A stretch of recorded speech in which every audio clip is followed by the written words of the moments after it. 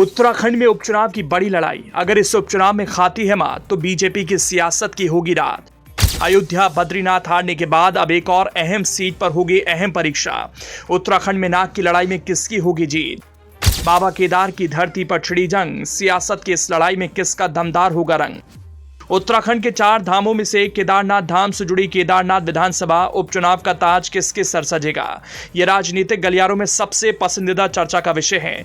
यहां सीधी लड़ाई बीजेपी और कांग्रेस के बीच है। 28 अक्टूबर को दोनों पार्टियों के कैंडिडेट्स ने अपने नामांकन दाखिल किए। इस मौके पर मुख्यमंत्री पुष्कर सिंह धामी, पौड़ी के सांसद अनिल बलूनी, पूर्व मुख्यमंत्री हरीश रावत, कांग्रेस और बीजेपी के प्रदेश अध्यक्ष समेत तमाम बड़े नेता अपनी अपनी पार्टी प्रत्याशियों के समर्थन में जुटे। खास बात यह भी है कि अयोध्या बद्रीनाथ सीट हारने के बाद बीजेपी के लिए यह सीट बेहद अहम भी है। 2013 में आई बड़ी आपदा के बाद केदारनाथ धाम और केदारनाथ वैली में दोबारा से इंफ्रास्ट्रक्चर खड़ा करने के काम शुरू हुए। 2014 में प्रधानमंत्री नरेंद्र मोदी ने दिल्ली की कमान संभाली तो केदारनाथ में पुनर्निर्माण के कामों ने रफ्तार पकड़ी। पीएम मोदी समय समय पर केदारनाथ आते रहे। केदारनाथ आस्था का भी बड़ा केंद्र बन गया। इस साल 4 धाम यात्रा में सबसे ज्यादा तीर्थयात्री केदारनाथ पहुंचे। केदारनाथ के साथ हिंदू धर्मावलंबियों की आस्था और पीएम का कनेक्ट उपचुनाव को खास बनाता है।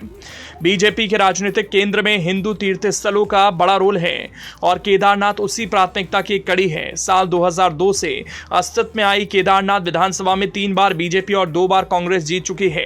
केदारनाथ से बीजेपी की विधायक शैला रानी रावत के निधन के बाद यहां उपचुनाव हो रहा है और बीजेपी किसी भी हाल में अपने पास सीट बनाए रखना चाहती है। दरअसल इसी साल बीजेपी फैजाबाद लोकसभा सीट हार गई थी, जिसमें अयोध्या भी आती है।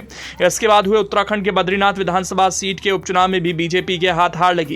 अयोध्या में समाजवादी पार्टी तो बद्रीनाथ में कांग्रेस जीत गई थी। हिंदू राजनीति के केंद्र में अयोध्या और बद्रीनाथ दोनों बहुत इंपॉर्टेंट सेंटर्स हैं और जब दोनों ही केंद्र बीजेपी से दूर हो गए तो पार्टी ने पूरी जान केदारनाथ में लगा दी है। खास बात यह है कि पार्टी ने परंपरा से हटते हुए दिवंगत विधायक शैला रानी रावत के परिवार से किसी को टिकट न देकर 2 बार की पूर्व विधायक आशा नौटियाल को चुनाव में उतार दिया। वहीं कांग्रेस ने पूर्व विधायक मनोज रावत पर दांव खेला है, जो पिछले विधानसभा चुनाव में तीसरे नंबर पर थे। इस सीट पर करीब 90,000 वोटर हैं। जातीय समीकरण की बात करें तो इस सीट पर ठाकुर वोटर्स की संख्या ज्यादा है। गौरतलब है कि भाजपा ने ब्राह्मण कैंडिडेट उतारा है, जबकि कांग्रेस ने ठाकुर कैंडिडेट को प्राथमिकता दी है।